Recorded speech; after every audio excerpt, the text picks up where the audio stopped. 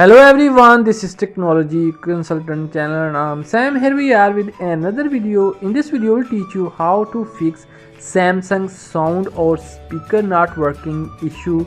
When you have sound issue or speaker not working on your Samsung devices, in that case if you will receive any call, you will not listen the received call voice, or even if you will play any kind of music on your Samsung device. So in this video we'll teach you how to fix this kind of issue. We'll teach you 3 methods.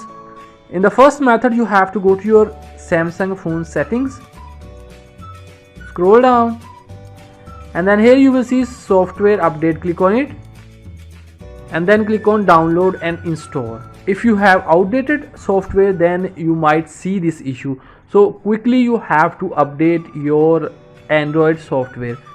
In second method, you have to go to your Samsung phone settings, click on sound and vibration.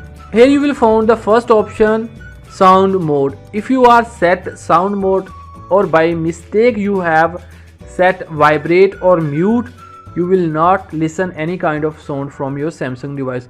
You have to set this sound mode on sound, and then you have to scroll down, click on volume.